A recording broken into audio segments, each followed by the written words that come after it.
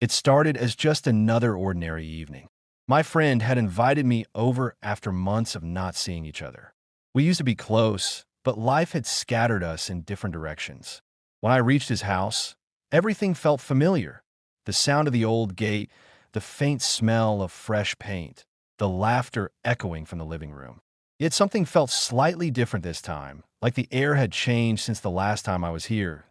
He greeted me with his usual cheerful smile, pulling me into a casual hug before running off to grab snacks from the kitchen. That's when I saw him, his older brother, standing by the window, half hidden in the fading afternoon light. He was scrolling through his phone, his expression unreadable. I remembered him from before, but only vaguely.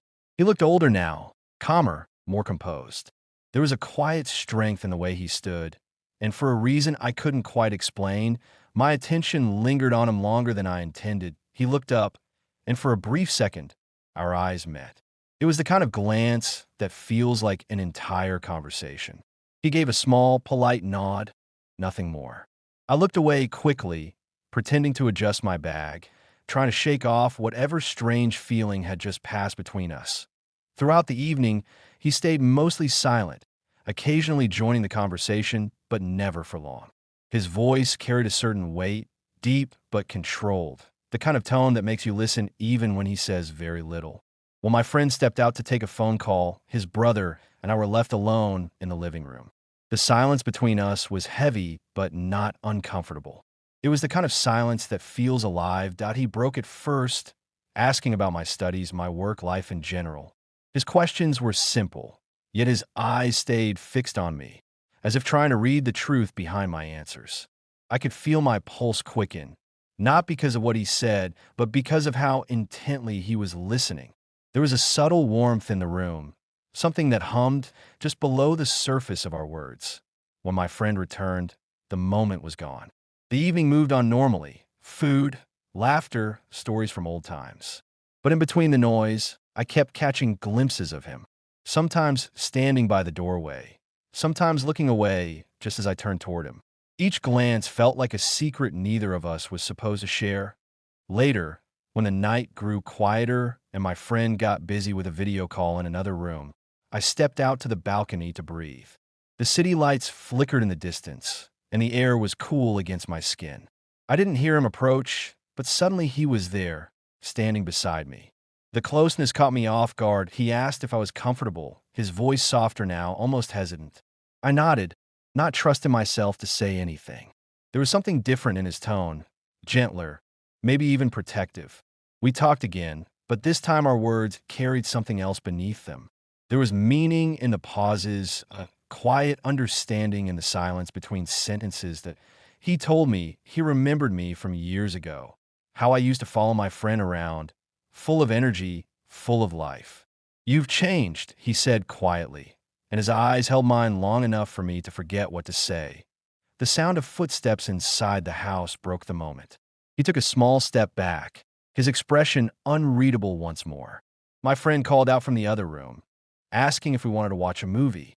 I said yes before realizing that I didn't really hear what he had asked. When I turned back to the balcony, his brother was still there, but something in his gaze had shifted.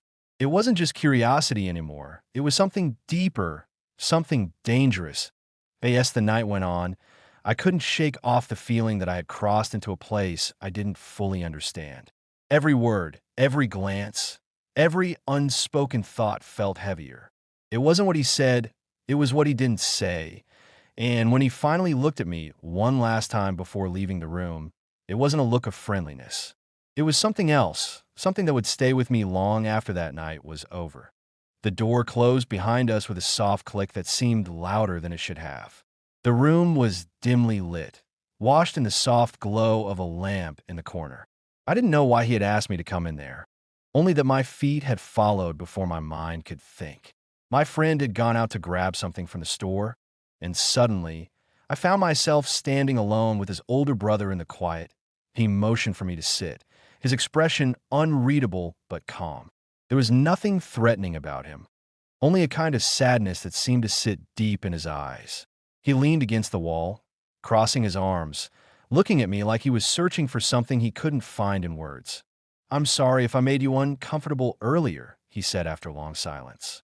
Sometimes I forget how to act around people I don't really know. I shook my head. You didn't, I said softly, though the truth was more complicated. I didn't feel uncomfortable. I felt restless, caught in some invisible current that neither of us seemed to control. He smiled faintly, a sad kind of smile that made the moment feel even heavier. You remind me of someone, he said. Someone who used to make everything feel lighter, even when it wasn't. There was a small pause after that, the kind that makes you aware of every breath, every sound.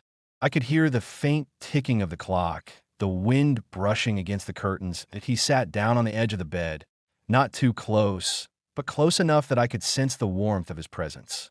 Do you ever feel like you're pretending? He asked suddenly. Like you're being someone everyone expects you to be, and you don't even know who that is anymore? I hesitated before answering. All the time. That made him look at me differently, like he hadn't expected me to understand.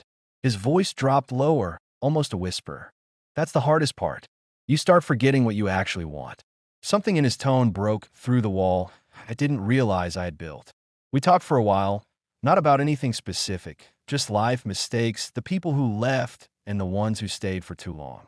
Every word felt like it carried weight, like we were confessing things we'd never said out loud before, that I didn't notice how close we had leaned until I could feel the warmth of his breath. The distance between us was shrinking, not because of movement, but because of silence. My heart was beating fast, and for the first time, I couldn't tell if it was fear or something else. He looked at me for a long time, and there was no question in his eyes, only understanding. It was the kind of look that didn't need permission. It just existed, raw and honest. I knew what was happening, and I knew it shouldn't. But there was something so painfully human about the way we sat there, two people who had both forgotten what it meant to be truly seen. That he reached out, his hand hovering in the air, hesitant, uncertain. When it finally touched mine, it wasn't forceful. It was quiet, gentle, almost questioning, the kind of touch that asked more than it demanded. For a few seconds, everything else disappeared. The noise, the walls, the world outside, that I could feel my heart breaking and blooming at the same time. There was longing, but also guilt. There was comfort, but also fear. I didn't pull away, and he didn't move closer. We just sat there, suspended between right and wrong, between the past and something we both knew couldn't have a future. He let out a quiet sigh, his voice trembling when he finally spoke. Sometimes it's not about what we do, he said. It's about what we stop ourselves from doing. The weight of those words settled in the room like dust on sunlight. He stood up, taking a step back, his expression a mix of relief and regret. I could feel the sting of something unfinished, something that would haunt both of us for a long time. When my friend's voice echoed from the hallway, calling my name, the moment dissolved as quickly as it had formed. He looked toward the door, then back at me. You should go, he said softly. That I nodded, though my body didn't want to move. I wanted to ask what that moment meant, if it was just loneliness or something deeper, but the words never came. As I walked out of the room, I felt his gaze follow me. I didn't turn back. Some moments aren't meant to be revisited. They're meant to live quietly inside you, half dream, half memory. And as I stepped into the bright hallway, it felt like I was leaving a piece of myself behind in that dimly lit room, where silence had said more than words ever could. The morning light felt strange that day. It crept softly through the curtains, touching the corners of the room like it was afraid to wake anyone. I had barely slept. Every time I closed my eyes, I saw that moment again. The stillness, the silence, the way everything had felt so fragile, like one wrong word could shatter it all. When I came out for breakfast, the house was quiet except for the sound of plates and spoons. My friend was cheerful, chatting about plans for the day, completely unaware of what had happened the night before. His brother sat across from me, calm and composed, as if nothing had changed. He didn't look at me, not even once. It was as though the night had been erased, tucked away somewhere between memory and denial. That I tried to act normal. I laughed when I needed to, answer questions when asked, but every sound, every movement felt distant, like I was watching someone else live my life. When our eyes did meet for the briefest second, there was something there, something soft, something sad, but it vanished before it could mean anything. When it was time to leave, my friend walked me out to the car. His brother stayed behind, standing at the doorway with his arms crossed. I could feel his gaze on me, even when I wasn't looking back. My friend kept talking about how we should meet again soon, how we should plan another trip together. I nodded, smiling faintly, trying to hide the chaos inside me. Just before I opened the car door, I turned around one last time.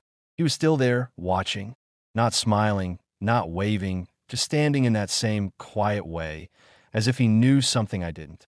Our eyes met briefly, and in that single moment, I felt both everything and nothing at once. Then he turned and walked back inside. The drive home felt longer than usual. The streets blurred into one long road of thoughts I couldn't escape. I kept replaying the night in my head, trying to name what had happened. It wasn't love, not exactly. It wasn't desire either, though it carried traces of it. It was something in between, an emotional gravity that pulled two lonely souls too close for comfort. Days passed, then weeks. My friend kept in touch, sending messages and memes like nothing had changed. I responded with the same easy tone, pretending that life was normal. But sometimes late at night, when the world went quiet, I'd think about that room, the soft light, his quiet voice, the weight of the words we didn't say. I wondered if he thought about it. 2.1 evening, I finally saw a message from him. Just a single line. I hope you're doing okay. There was nothing else. No explanation, no continuation. I stared at it for a long time before replying, I'm fine. And that was the end of it. We never spoke about that night again, but silence has its own language. It lingers, it echoes in small moments you don't expect. A song on the radio, the way sunlight hits the floor, the scent of something familiar. Each one becomes a quiet reminder of what could have been and what shouldn't have been. Over time, I learned that not all betrayals are loud. Some come softly, wrapped in moments of comfort and honesty. They don't always break things immediately.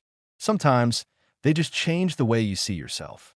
I hadn't done anything I could point to, nothing I could confess, but a part of me knew that something sacred had shifted that night, that I realized that infidelity isn't only about actions. It's about emotions that cross boundaries, about the kind of connection that lives in the spaces between words. And maybe that's what hurts the most. The things you feel but can never admit to feeling. Months later, when I ran into him unexpectedly at a family gathering, we exchanged polite smiles like strangers. No words, no recognition. But in that brief silence, I felt it all rush back. The warmth, the confusion, the weight of everything we didn't allow ourselves to be. When I walked away, I felt lighter, though I couldn't explain why. Maybe because some stories aren't meant to be finished. They're just meant to teach us something about longing, about restraint, about the quiet power of moments that never fully belong to us. That night, as I lay in bed, I thought about him again. Not with regret, not even with sadness, but with understanding. Some connections don't need closure. They exist somewhere between memory and lesson, between emotion and restraint.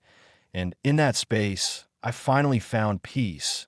Not because it ended, but because I had learned to let it stay unfinished. Sometimes, the story that never really began is the one that changes you the most.